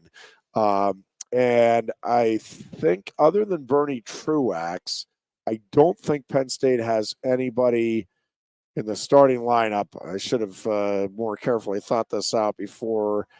No, I'm right about that. Other than Bernie Truax, there is nobody in this Penn State lineup that is this year benefiting from the extra. Oh, no, that's not true. Aaron Brooks would have, because he didn't compete in 2020. So those two are the ones that benefit from the extra year of eligibility via COVID. But again, in this era where you have a bunch of really good, really experienced wrestlers, to me, this would go down as the greatest college wrestling team in history, but also as great of an achievement as we've seen from a team in college wrestling history. So we'll see. And again, none of that is fueling any of the practices or the thought processes for any of the coaches or the wrestlers on this Penn State roster. But yeah, it is going to be fun to track that and to see what happens next week. Now, you've watched Penn State use the Big Tens almost like warm-ups for nationals for over a decade now under Kiel Sanderson.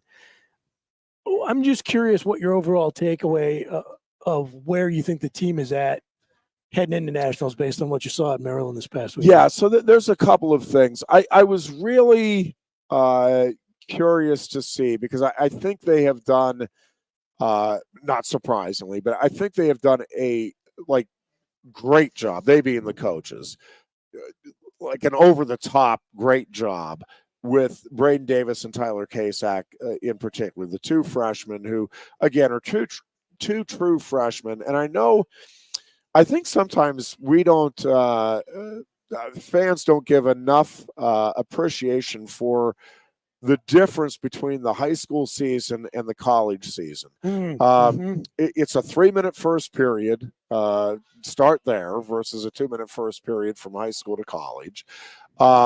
But the length of the season, and with freshmen, again, it is a whole new world. And for Braden Davis in particular, I mean, he's coming in from Michigan. So, like, this is a whole different world for him. Now, Tyler Kasak was here last year, meaning in Happy Valley, training with them too, and with the Nittany Lion Wrestling Club. Okay. So there was some familiarity, and he's a Pennsylvania kid, so he's, not to say that it's still not a great transition, but I mean, from the overall experience, I don't think it was as big of a transition for Kasak as it was for Braden Davis. That lack of the full off season in the conditioning program in Davis's case, like, that's a big deal too. And just when you're talking about transitioning from high school to college, and the rigors, physical rigors you go through. And in both cases, and the coaches and I suspect the kids will both downplay this, and that's fine. But neither of these guys were truly expecting to be the starters this year. Back at the start of the year, Penn State thought Robbie Howard. Now, they knew, I'm sure there were conversations with Braden Davis, because they knew like Robbie's health was definitely a concern, whether or not he'd be able to hold up throughout the season. And they knew Braden Davis was the next best option, or at least had a strong suspicion that was going to be the case. So, I don't think it was a total shock to either of them, but again, at the start of the season, there's no question that Robbie Howard was the projected starter, and obviously Shane Van Ness at 149. And listen, Kasak wasn't even he started the season at 141. Like, you would have he would have been projecting that if Bo Bartlett got hurt, he'd be the guy. So both of them also in different ways have weight issues, where again, Kasak, now he was a big 41 pounder, and it was an effort for him to make weight at 41 early in the season. So I think that's worked out well. Braden Davis is a big 25 pounder. I know he looks like a 12-year-old, but like I don't think he is a long-term 125 pounder. I was going to say earlier, the most impressive thing about Braden Davis is that he's doing all this at the age of 12 years old. This is just unbelievable. It is.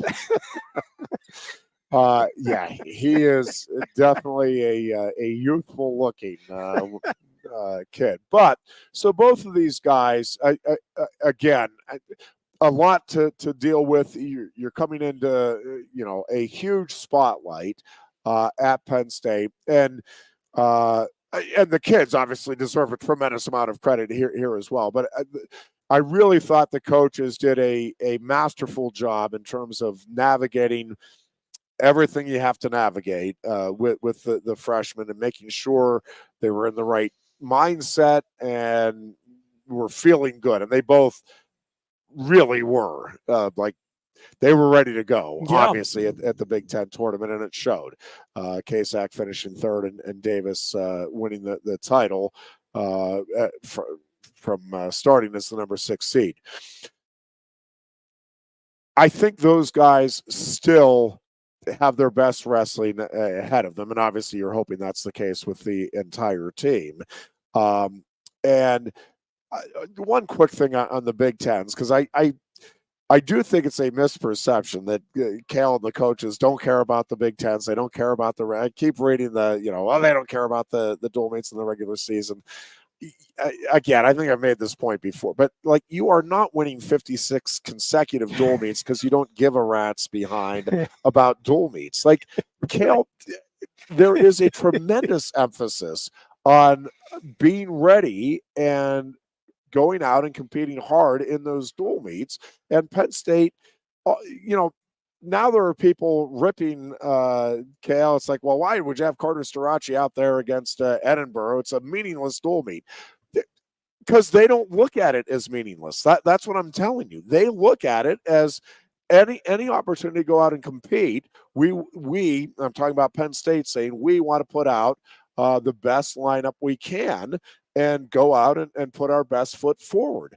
And so, I mean, from day one. Also, I hate that mentality. Look, okay, I can understand maybe if you're talking about like a fourth quarter of a football game where you're up by like 4 touchdowns or something. Okay, fine, maybe. Yeah. Even then, I don't love it because you bring these guys in to play. They want to play. You recruit them to play. And they've earned it. They've earned the opportunity. You can get injured, doing anything. You could get injured mopping the floor in your kitchen, and you can definitely get injured anytime you take the field or the mat or whatever, given a sport. So, I don't buy that at all. The whole thing, like, oh, you should have sat him against. It's the epitome of 2020 hindsight. Yep. Agreed. So listen, at the end of the day, I think that the goal is always to be at your very best at the NCAA championships. Yep. It's just like, in football, in any of these sports, like your goal. So yes, Cale Sanderson and this staff want to have their very best performance at nationals, just like Andy Reid and the Chiefs want to have their best performance in the Super Bowl. It doesn't mean they don't care or prepare and work hard to win every game throughout the season. But yeah, at the end of the day, the objective is to go out and win a championship. And so, I do think what Penn State did at Big Tens is a very good sign for what is going to happen at nationals. And again, every year is different.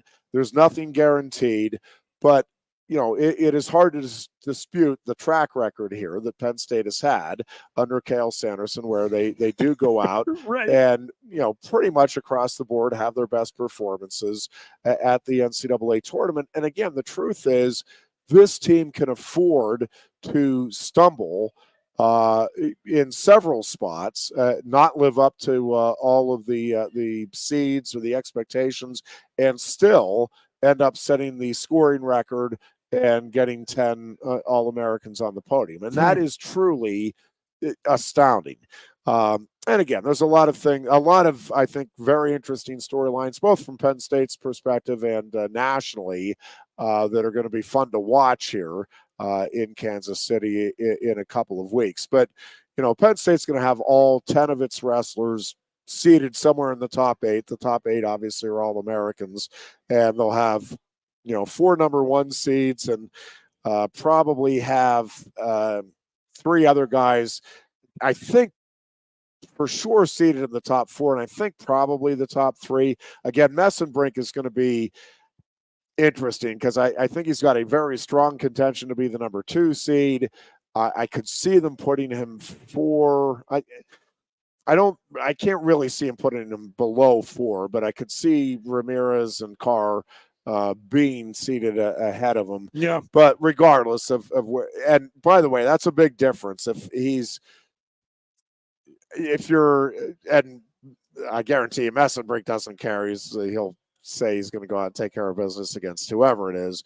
But I think you'd rather see Keegan O'Toole in the finals and get there. And so if you're a 2 or a 3 seed, that's obviously the path that puts you on. If you're the 4 seed, again, either way to win the title, and that's his ultimate goal. Sure. You got to beat him, but you'd rather see him in the finals. And again, it's not like David Carr or Julian Ramirez is going to be a picnic. You're going to have your work cut out really from the second round on in 165 this year. That weight class is just phenomenal. But Mitchell Messenbrink is pretty phenomenal in his own right. So we'll see. The fun begins again a week from Thursday, and the Nittany Lions have certainly put themselves in prime position. And again, with the track record of this staff and the way these guys are looking, very much Penn State is in contention for some historical stuff to go down. We'll take a break here. When we come back, we will talk some Penn State basketball.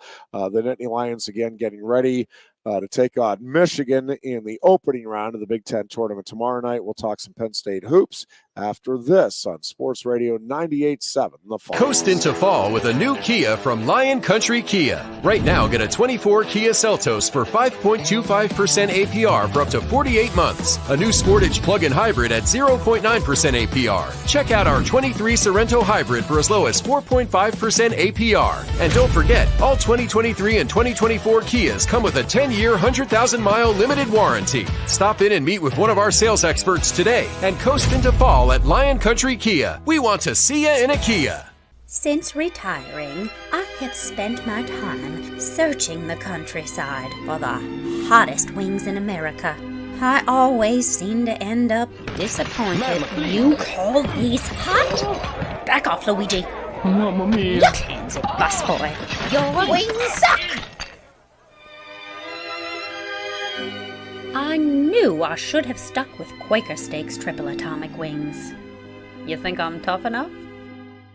The Center Hall Farm Store has been serving Center County and beyond for well over a half century. A small family business, the Center Hall Farm Store specializes in animal nutrition and manufactures its feed fresh using local ingredients. Get the best in horse, cow, pig, chicken, and bird feeds. If you're not already a customer, stop in and see why so many of your neighbors are. The Center Hall Farm Store at 110 West Allison Street in Center Hall, or call us at 814-364-1393. Sioka Toyota of Williamsport invites you to stop in today or check us out online. We have the smart path to your next Toyota, like the all-new Crown, BZ4X, the all-new Grand Highlander, Corolla Cross Hybrids, Sequoias, and more. Over 100 new Toyotas here and on the way. Don't make a $1,000 mistake. Choose Sioka Toyota of Williamsport and see the Sioka dealership's difference. Buy or reserve yours today and see for yourself why Sioka Toyota is the only stop you need for your next new car. Sioka Toyota, it just feels right.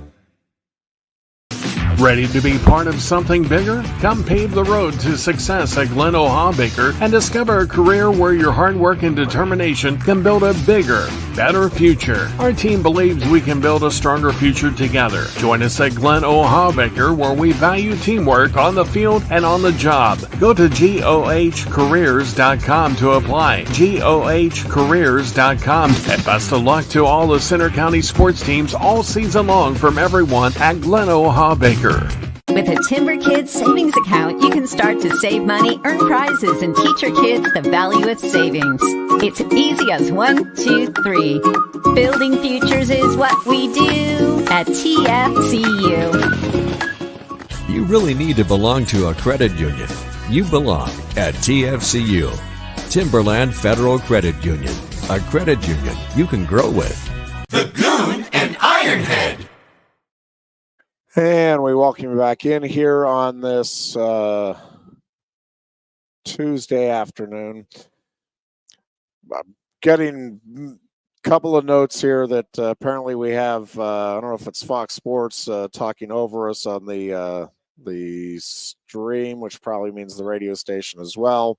Our apologies at this point, not much I can do about it. I don't know if that's been the entire show or not. If so, we apologize. Again, at this point, not really anything we can do. We'll try to get it taken care of moving forward. I'll take a look at it.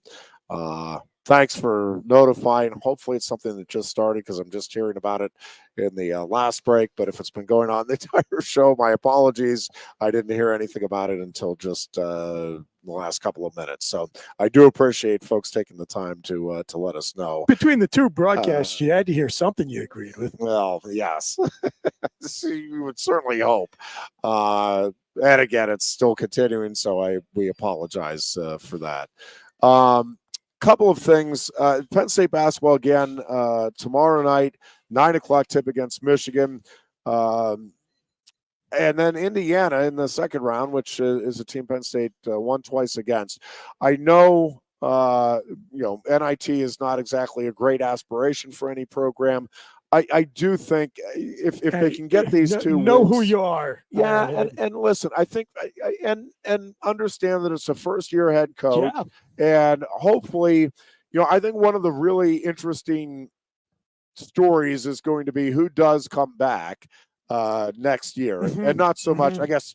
partly the transfer portal, because that's always partly the story, but more so, like, does Ace Baldwin say, yeah, you know what, this is fun, I want to come back, and Ace, you ought to really do that, is what I think. Again, objectively speaking, I also think that's the right move. I actually do too, because I do think I agree with you, and you know, an NBA expert I am certainly not, but I do think Ace Baldwin has a chance to really help himself with his development next year. I mean, look, and again, like, there aren't a lot of openings in the NBA draft. You're competing against European guys and everything. He's Yep. like I think Ace's ceiling is a marginal NBA talent, but he can come back here and make himself some money. Well, and that's what I was going to say. So, you know, very likely he could go overseas and make some serious coin next year. But that's the thing with the ever-changing world here that we're in. Right, if he comes back, like he's the unquestioned face of the program going into next year, and with that, and there will be some if he comes back, like Wahab has shown some real growth here, and I think I think there's going to be lots of reason for legitimate optimism about Penn State being a tournament team next year if, again, some of these key components come back, starting with Ace Baldwin. But so, yes, I think from a financial standpoint, you know, it used to be, well, who can blame the kid for going and taking the money? Well, how about not blaming the kid for staying and taking the money? And again, I don't know, you know, comparatively, I don't know exactly what we're talking about. Yeah. But as the face of the program, there's going to be some opportunities here. Again, for Ace Baldwin financially, as well as obviously developmentally and everything else. I think there's a legitimate debate and argument. I mean, there'd be a time like last year where you're like, I mean, you'd love to see him come back, but you can't blame him. He's going to go over and make money. Well, now you can make money and probably increase, whether it's NBA or overseas or whatever, like you're going to increase your value, I think, by having another big year, which presumably he would next year. And while you're at it, pocket some, again, which should be some significant money for next year. But I do think just for this year, getting to the NIT, I think is a big deal right now for this team and for the program at this stage of its development. And these are two very winnable games. Obviously, I mean, Michigan has just been a disaster this year. And again, Penn State beat Indiana last words, twice. By the way. Well, no, and I'm not saying that. I mean, there's nothing guaranteed. I'm not saying that there's no chance that Penn State loses it, but I'm saying these are two very winnable games for Penn State, which to are open up the Big Ten must-haves tournament, because to get the you NIT have to be, bid. you have to be over 500. Yeah. So Penn State needs 2 wins, and even then, they're not a shoe-in, because there's a lot of bad losses on the resume, but there's some really impressive wins. Yeah. Too. So I think at the end of the day, they do that, and I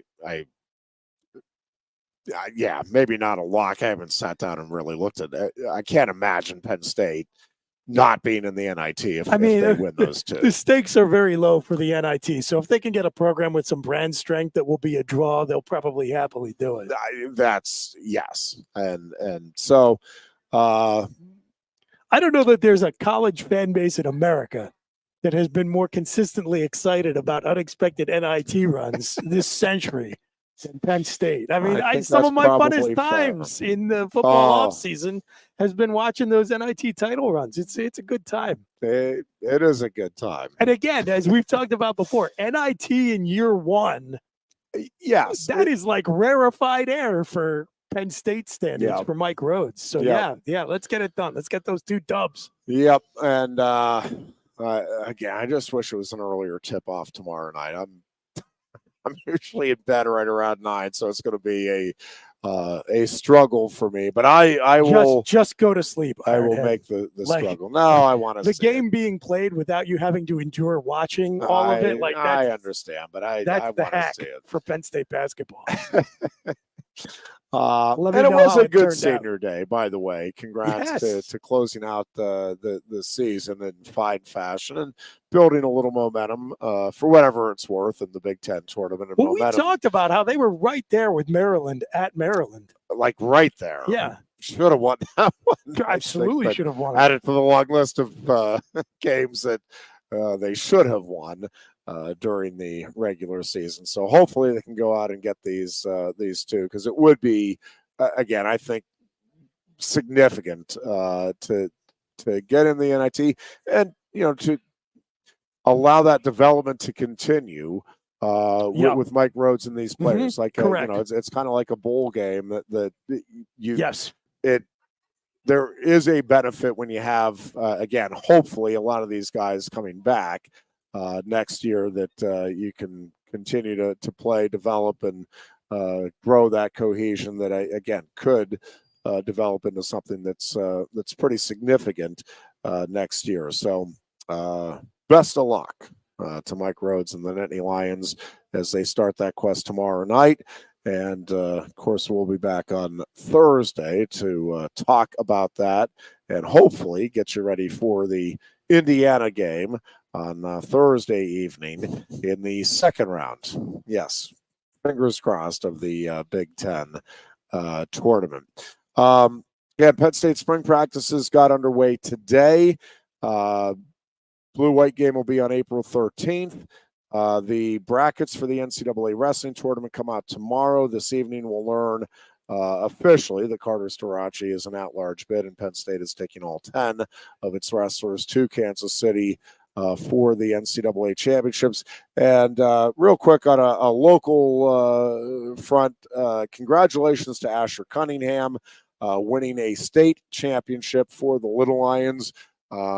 He'll be back next year. He's a junior for State College, so a chance to become a two-time state champion next year. Very cool. But great job by Asher. Congratulations to all of the local medalists. I think 9 in all earned medals down at Hershey. Very special stuff. Congratulations to the St. Joseph's girls basketball team on an amazing season. A year after going winless, they made it to the PIAA state tournament and the single A girls tournament, lost in the first round. And best of luck to the State College boys. They will play tomorrow night against Upper St. Clair in the second round of the state championships. An unbelievable win in the first round. They knocked off Mount Lebanon in triple overtime at home on Wednesday. And a real quick programming note here on Fox Sports 98.7 tomorrow.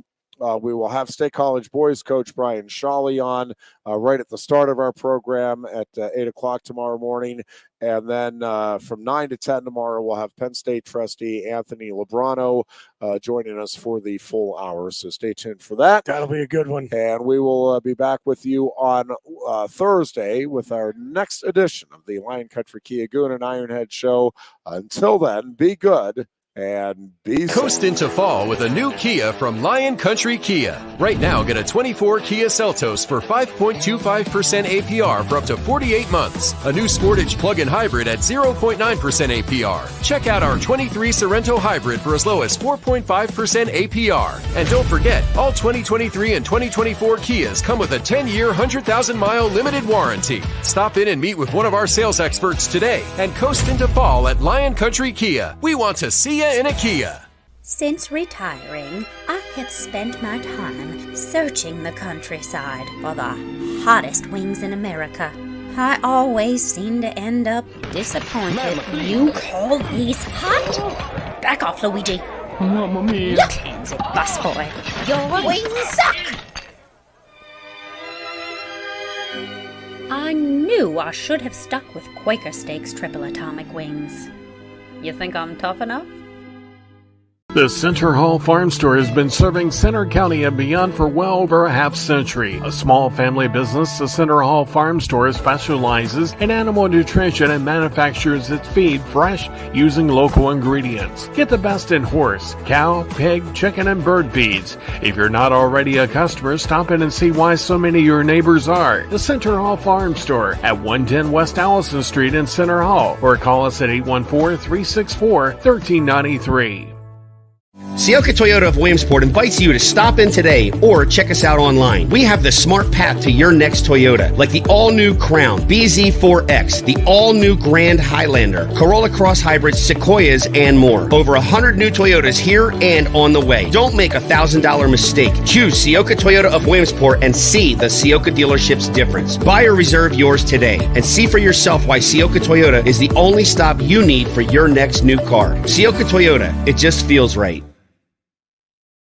Ready to be part of something bigger? Come pave the road to success at Glen Baker and discover a career where your hard work and determination can build a bigger, better future. Our team believes we can build a stronger future together. Join us at Glen Baker, where we value teamwork on the field and on the job. Go to GOHcareers.com to apply. GOHcareers.com. And best of luck to all the Center County sports teams all season long from everyone at Glen Baker. With a Timber Kids savings account, you can start to save money, earn prizes, and teach your kids the value of savings. It's easy as 1, 2, 3. Building futures is what we do at TFCU. You really need to belong to a credit union. You belong at TFCU, Timberland Federal Credit Union, a credit union you can grow with. The Goon and Ironhead. No, that